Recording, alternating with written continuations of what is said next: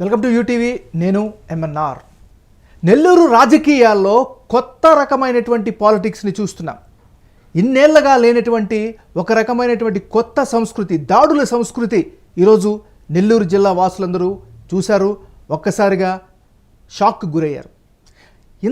ఇన్ని అంటే దశాబ్దాల కొలది రాష్ట్ర రాజకీయాలను ప్రభావితం చేసినటువంటి నెల్లూరు ప్రాంతంలో మాటకు మాటలు ఉన్నాయి తప్ప ఏ రోజు కూడా భౌతిక దాడులు కానీ, రాజకీయపరమైనటువంటి కక్షలు కానీ, రాజకీయ నాయకుల ఇళ్లను టార్గెట్ చేసుకుంటూ దాడులు జరిగినటువంటి సందర్భాలు ఎప్పుడూ లేవు.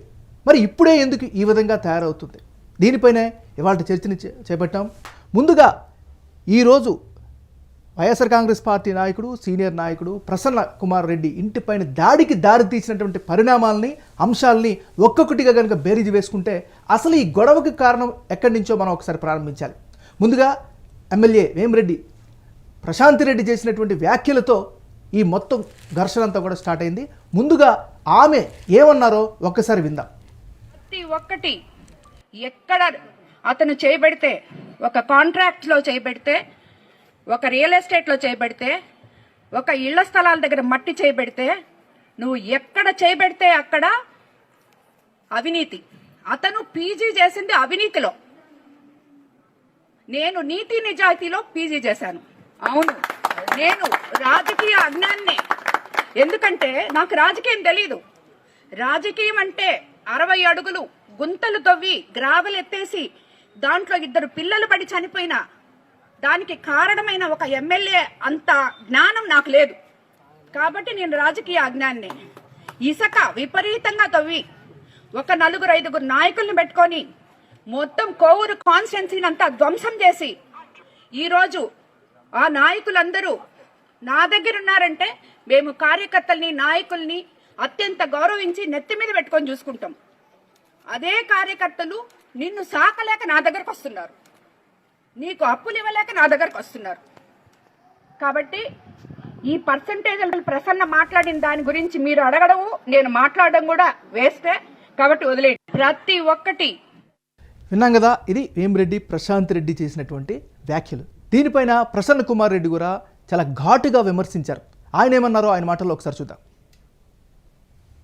రెడ్డి గారు 3 సార్లు గెలిచారు, నేను 6 సార్లు గెలిచాను. ఇంచుమించు 9 సార్లు ఎమ్మెల్యేగా గెలిచాను.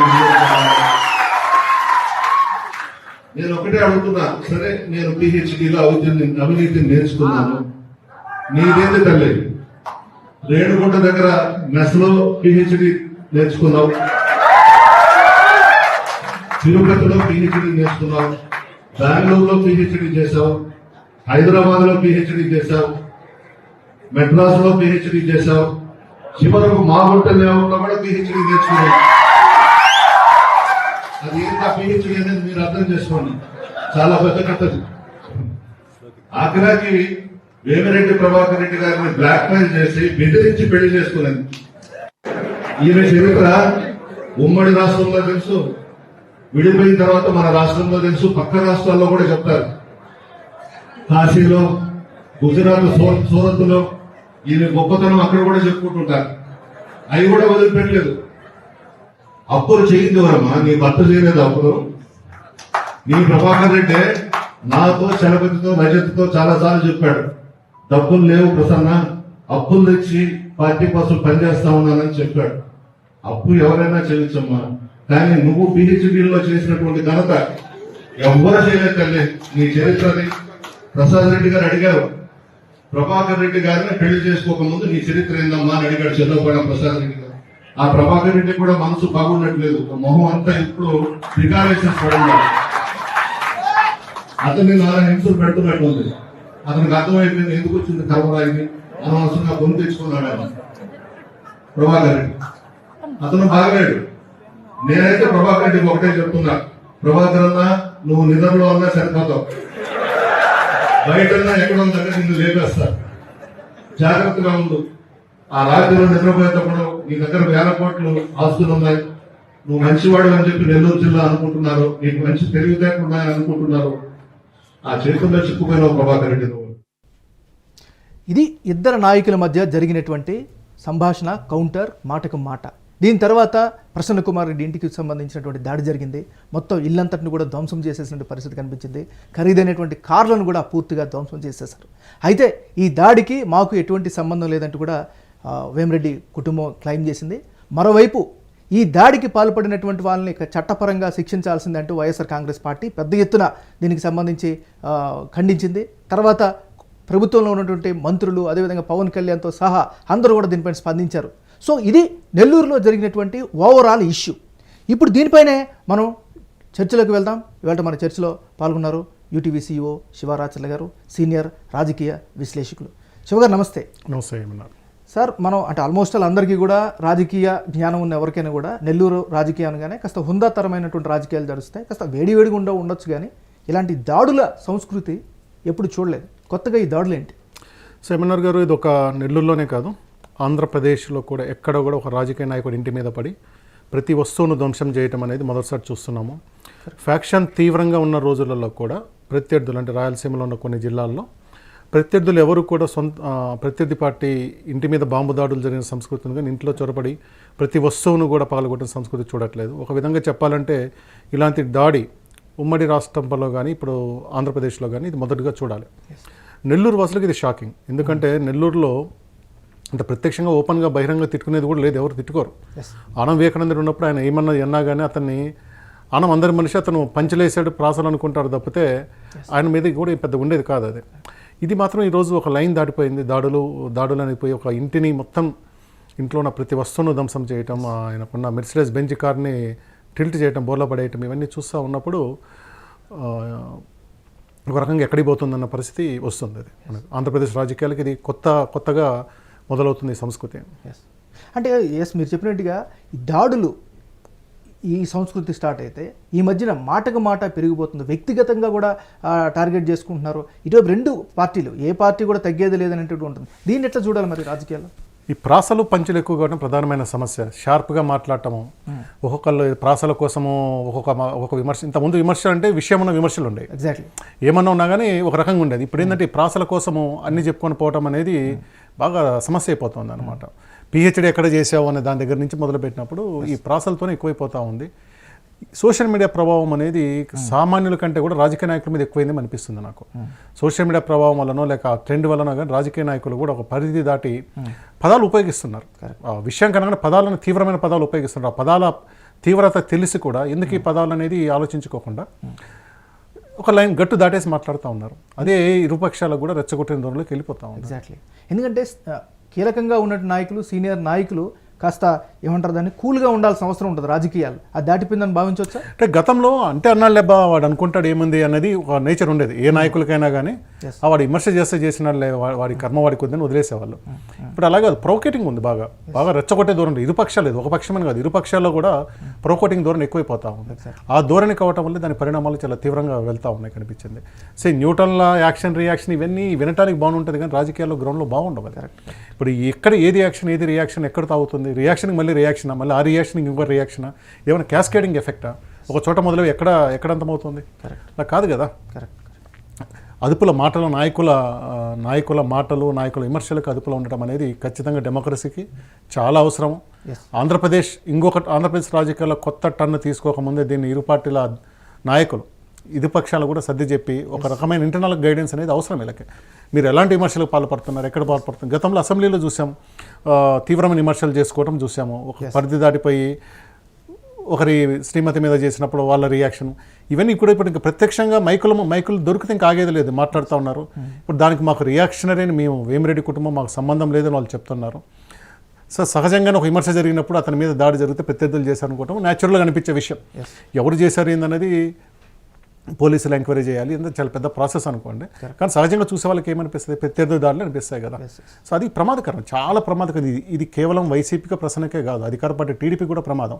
దీని ఇన్స్పిరేషన్తో మరొక చోట దాడులు అంటూ మొదలైతే ఇది ఒక అన్రెస్ట్, సొసైటీలో ఒక అన్రెస్ట్ క్రియేట్ చేస్తారు. ఈ అన్రెస్ట్ ఉన్నప్పుడు సామాన్యుడు, రాజకీయాలతో సంబంధం లేని సామాన్యుడు ఏంటిది, ఇది ఇప్పుడు ఆమెను తిట్టాడు లేక ఈయన తిట్టిందా, మీరు విమర్శించుకోండి, కానీ సొసైటీలో అన్రెస్ట్ చేయొద్దు. అన్రెస్ట్ వచ్చినప్పుడు అనేది ఇప్పుడు కూడా అధికార పార్టీకి ఇబ్బందికరం. ఇదే సమయంలో ప్రతిపక్ష పార్టీ కూడా అనుకూలమేం కాదు, మీ వాళ్ళు కూడా మీరు కూడా ఇంతే అని ఒక రకంగా రాజకీయాల పట్ల ఎవర్షన్ వచ్చేసి దాని ఆసక్తి తగ్గిపోవడం అనేది ఎక్కువ అవుతూ ఉంటుంది. శివ గారు, అంటే ముఖ్యంగా ఈ దాడిని కనుక గమనిస్తే రాజకీయ పార్టీల లేకపోతే నాయకుల మధ్య దాడిగా చూడాలా, లేకపోతే ఈ ఇరు కుటుంబాలకు సంబంధించినటువంటి ఏమైనా ఘర్షణగా కూడా చూడాలా? సో కుటుంబాలు అనేంత పరిస్థితి ఉండదు. వేమిరెడ్డి ప్రభాకర్ రెడ్డి గారు వైసీపీ వచ్చిన తర్వాతనే రాజకీయకి వచ్చారు. అంతమంది తెర వెనక ఉన్నారు, ఆయన వ్యాపారం ఆయన చేసుకుంటున్నారు. ఆయన మొదటిసారి రాజకీయం వచ్చింది వైసీపీకి వచ్చారు. అప్పుడు రాజ్యసభ రాలేదని చెప్పి ఆయన కొద్ది కాలం స్తబ్దుగా ఉన్నారు. మళ్ళీ తర్వాత యాక్టివ్ అయ్యారు, ఒకసారి రాజ్యసభ సభ్యులు అయ్యారు. మొన్న ఎన్నికల ముందు జగన్మోహన్ రెడ్డితో వచ్చిన విభేదాల వల్లనో మరో కారణంతోనో ఆయన టీడీపీలో చేరి నెల్లూరు ఎంపీగా గెలిచారు. అంటే వాళ్ళ రాజకీయ చరిత్ర అక్కడి నుంచి మొదలవుతుంది. 2012-13 నుంచి మొదలవుతుంది. నల్లపరెడ్డి వాళ్ళది 1960s నుంచి మొదలవుతుంది. నల్లపరెడ్డి ప్రసన్న కుమార్ రెడ్డి వాళ్ళ తండ్రి గారు నల్లపరెడ్డి శ్రీనివాసరెడ్డి గారు the very powerful revenue minister. Administration అంటే ఎన్టీఆర్ గవర్నమెంట్ ఉన్నప్పుడు అడ్మినిస్ట్రేషన్ అంటే నెంబర్ 2 ఉన్న స్థానంలో ఉన్నాయి. ఆ రోజు ఆర్థిక మంత్రిగా నాదెండ్ల భాస్కరరావు ఉన్న ఈయన అడ్మినిస్ట్రేషన్ కెపాసిటీ అనే దాని మీద ఎక్కువ ఉండేది. 72లో మొదటిసారి ఆయన ఎమ్మెల్యే అయ్యారు. అక్కడి నుంచి వరుసగా ఆయన చనిపోయేంత వరకు కూడా ఎమ్మెల్యే అయ్యారు. 91లో ఆయన చనిపోయారు. 72, 78, 83, 85 గెలిచారు. తర్వాత 89లో కూడా గెలిచారు. 91లో ఆయన చనిపోయారు కదా. అక్కడి నుంచి మనకు ప్రసన్న కుమార్ రెడ్డి రాజకీయం మొదలవుతుంది. దానికన్నా ముందు వాళ్ళు సమితిలో ఉన్నారు. దాంతోపాటుగా వీళ్ళ చంద్రశేఖర్ రెడ్డి జెడ్పీ చైర్మన్ చేశాడు, ఎమ్మెల్యే చేశాడు. అది రాజకీయ కుటుంబం. నెల్లూరు పెద్దారెడ్లు అన్నప్పుడు నందులో నల్లపరెడ్డి కుటుంబం ఒకటి ఉంటుంది. నల్లపరెడ్లు, నేదురుమల్లు, ఆనం వాళ్ళు చూసుకుని వాళ్ళు ఉంటారు. వేమిరెడ్డి కుటుంబం వచ్చింది గత 10-15 ఏళ్ళ నుంచి వస్తుంది. అది కూడా యాక్టివ్ పాలిటిక్స్ రావడం మొదటిసారి మన ప్రత్యక్ష ఎన్నికల్లో పోటీ చేయడము నిన్న లోక్సభ ఎన్నికల్లోనే. అంతమంది రాజ్యసభలో ఉన్నారు. కాబట్టి ఇది కుటుంబాల మధ్య ఘర్షణ కాదు. కుటుంబాల మధ్య ఘర్షణ లేదు. వేమిరెడ్డి ప్రభాకర్ రెడ్డి అనే మనిషి పార్టీల అతీతంగా ప్రతి ఒక్కరితో సన్నిహిత సంబంధాలు ఉంటాయి. ఇంకా నేను ఓపెన్ చెప్పండి, ఆయన దగ్గర డబ్బులు తీసుకొని చందాలు తెచ్చుకొని రాజకీయ పార్టీగా రాజకీయ నాయకుడుగా లేరు. ఆయన ఏ పార్టీలో ఉన్నా కానీ తన అనుచులు, తన శిష్యులు అనే వాళ్ళు ఉంటారు, తన అభిమానులు ఉంటారు, లేక తనతో మామూలు సంబంధం వల్ల ఇచ్చుకుంటూ వస్తాడు. ఆయన చాలా పెద్ద మనిషిగానే పేరుంది ఆయనకి. వైసీపీలో కూడా ఐసీపీలో ఉన్నప్పుడు కూడా 14-19 మధ్యలో కూడా ఆయన కొన్ని జిల్లాల ఇన్ఛార్జి, ముఖ్యంగా కర్నూలు జిల్లా ఇన్ఛార్జిగా చేసినప్పుడు కూడా చాలా క్లిష్టమైన సమస్యలు కూడా, అంటే నాయకుల మధ్య ఈగోలు, వీటిని కూడా చాలా చాకచక్యంగా హ్యాండిల్ చేశాడు. ఇతని పెద్దరికం వల్ల ఆ సమస్యలు పరిష్కరించబడిన పెద్ద మనిషిగా పేరుంది ఆయనకి. అందుకని ఘర్షణ వాతావరణం కానీ ఇంకోటి లేదు. అలాగే నల్లపరెడ్డి ప్రసన్న కుమార్ రెడ్డి కూడా ఆయన కొన్నిసార్లు ఎక్కువ ఓకలుగా ఎక్కువ మాట్లాడతారు, కానీ ఆయన కూడా ఎలాంటి ఏమంటారు దౌర్జన్యం చేసిన చరిత్ర గతంలో ఆయన కూడా లేదు. ఇది కుటుంబం కాదు, ఇది ఒక ఒక ఇన్సిడెంట్ జరిగింది, దానికి యాక్షన్ రియాక్షన్ లాగా ఇది వస్తూ ఉంది. దాన్ని ఇప్పటివరకైతే అంతవరకే చూడాలి. మనం కోరుకునేది ఏంటంటే ఇది ఇంత తాగిపోవాలి, ఇక్కడ ఎండ్ కావాలని కోరుకోవాలి. ఈ రోజు కూడా ప్రసన్న కుమార్ రెడ్డి ఈ ఘటన అంతా జరిగిన తర్వాత కూడా నేను నా వ్యాఖ్యలకి కట్టుబడి ఉన్నానంటూ కూడా ఆయన మళ్ళీ స్టేట్మెంట్ ఇచ్చారు. దానికి సంబంధించి మీరు అన్నట్టుగా మళ్ళీ మినిస్టర్లు అందరూ కూడా దానికి సంబంధించి ఒక ఘర్షణ వాతావరణం తలెత్తేలాగా మాట్లాడుతున్నారు. Counter and encounter. యాక్చువల్గా అధికార పక్షంలో ఉన్న వాళ్ళు కానీ లేకపోతే సీనియర్ నాయకులు కానీ ఒక ఇన్సిడెంట్గా చూసి దాన్ని చల్లార్చే ప్రయత్నం చేయాలి. మరి దీని ప్రభావం ఏ విధంగా ఉండే అవకాశం ఉంది నెల్లూరు జిల్లాలో కానీ రాష్ట్రంలో కానీ? సో ప్రసన్న కుమార్ రెడ్డి గారు ఆయన ఇంటి మీద దాడి జరిగిన తర్వాత నేను వెనక్కి తగ్గను, ఇంతకన్నా నాకేం జరుగుతున్న కోణంలో ఆయన వ్యాఖ్యలు కట్టుబడి ఉంటాను అంటారు. ఆయన వ్యాఖ్యలు మనం కూడా ప్లే చేసాము. ఆయన వ్యాఖ్యలు అన్నీ కూడా పరోక్షమైన ఆరోపణలు, లేదంటే అంతర్లీనంగా ఏదో ఉంది అన్న అర్థం వచ్చేలా ఉంటుంది, కానీ ప్రత్యక్షంగా లేదు ఆయన. సో లీగల్గా అది చెల్లుద్దా లేదనేది కోర్టు ముందు తెలుస్తుంది. అయితే ఆయన ఈరోజు రియాక్షనరీగా అనుకోవాలి. ఆయన ఇంటి మీద దాడి జరిగింది కాబట్టి నా ఆరోపణలకు నేను కట్టుబడి ఉంటానని చెప్పి ఆయన అని ఉండొచ్చు. కానీ దీన్ని ఫర్దర్గా తీసుకెళ్లకుండా అంటే ఇప్పుడు ఇది కాంప్రమైజ్ అవుతుందా అంటే ఇద్దరి మధ్యలో కాంప్రమైజ్ అయ్యే క్వశ్చనే లేదు, అవ్వదు. పోలీసులు కేసు పెడతారా, ఏం ఇన్వెస్ట్ చేస్తారు, ఎవరు తెరుస్తారు అనేది మీకు తెలిసిన విషయం, ఎంతకాలం పడుతుందని తెలిసిన విషయమే. అయితే వ్యక్తిగతంగా బహిరంగ కాకపోయినా వ్యక్తిగతంగా దీన్ని కొనసాగించొద్దు, ఇంతవరకు వదిలేయండి అని చెప్పి ఇరు పక్షాలు కూడా సర్దుబాటు చేయడం అనేది చాలా అవసరమైన విషయం ఇది. ఎందుకంటే మరొక విషయం ఏంటంటే ఈ రోజు ఎన్నికల తర్వాత వాళ్ళు ఆ పార్టీ ఈ పార్టీలో ఉండొచ్చు, కానీ ఎన్నికల ముందు వరకు వీళ్ళంతా ఒకటే పార్టీ. వీళ్ళ అనుచరులు ఇప్పుడు ఆమె ఏం చెప్తారు, ప్రశాంత్ రెడ్డి గారు ఏం చెప్తారు, నిన్ను సాకలేక నీ కార్యకర్తలు నా దగ్గరకు వచ్చారని చెప్తుంది. ఆ కార్యకర్తలందరూ కోవూరు నేను ఎన్నికల్లో నెల్లూరు జిల్లాలో తిరిగినప్పుడు కోవూరులో కాస్త గుర్తింపున్న నాయకుడైనా కానీ అతను వేమిరెడ్డి ప్రశాంత్ రెడ్డి గారు వైపు వెళ్ళిపోయారు. ఆమె పిలిచారు, వీళ్ళు కూడా వెళ్ళిపోయారు. ఆమె పట్ల కొంత నమ్మకం ఉండొచ్చు, ఫైనాన్షియల్గా సపోర్ట్, ఎక్కువ మంది ఫైనాన్షియల్ సపోర్ట్ దొరుకుతున్న ఆలోచన ఉండొచ్చు, అంతా వెళ్ళిపోయినారు. ఇక అక్కడ పోయి ఇటు ప్రసన్న వెనక 10-20 ఏళ్ళు తిరుగుంటారు. ఇప్పుడు ప్రశాంత్ రెడ్డి గారు అనుకున్నారు, రేపు మళ్ళీ ఎవరికైనా పోతారో తెలుస్తారు. ఇది ఖచ్చితంగా గీత గీసి ఏది శాశ్వతమైన వర్గాలు కాదు. మీకు వేరే నియోజకవర్గాలు ఉన్నట్టుగా ఈ వర్గం ఎప్పుడు ఇదే ఉంటుంది, ఆ వర్గం అటు ఉన్నది కాదు. వీళ్ళంతా ఒక సంవత్సరం కిందటి వరకు కూడా ఒకే చోట ఉన్నోళ్ళు కదా.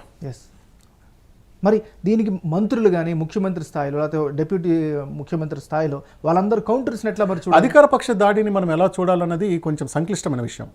ఇప్పుడు వేమిరెడ్డి ప్రశాంత్ రెడ్డి గారి మీద కామెంట్ జరిగిన రోజు వీళ్ళందరూ బయటకు వచ్చి ఇట్లా మా ఎమ్మెల్యే మహిళా ఎమ్మెల్యే మీద చేశారని చెప్తే ఒక రకం. ఈ రియాక్షన్ అంతా ఇప్పుడు స్టార్ట్ అవుతుంది. నల్లపరెడ్డి ప్రసన్న కుమార్ రెడ్డి ఇంటి మీద దాడి జరిగిన తర్వాత వస్తూ ఉన్నారు. అంటే ఇంటి మీద దాడి జరిగింది, ఎక్కువ మంది చర్చ జరగకుండా వీళ్ళ మీద దాడి జరగకుండా దాన్ని ఒక రకంగా ఫ్యాసిఫై చేస్తూ, లేదు వేమిరెడ్డి ప్రశాంత్ రెడ్డి మొత్తం ఇష్యూలో విక్టిము, ఆమెకు మద్దతుకు వస్తున్నాం అన్నట్టుగా చెప్తూ వస్తుంది. ఎక్కువ మంది ప్రకటనలు వస్తున్నాయి అన్నమాట. ఆ ప్రకటనలో రాజకీయ వర్గాల్లో కొంత డిఫెన్స్ ఉంటుంది. ఎందుకంటే అసలు ప్రసన్న అనుకుంటే ఇవనేది కాదు కదా. ఒక వర్గం ఉంటే సరే ఆయన అన్నాడు ఇంత దాడికి దిగాల, నెక్స్ట్ టైం ఎక్కడికి పోతారని రెండు వాదనలు ఉంటాయి.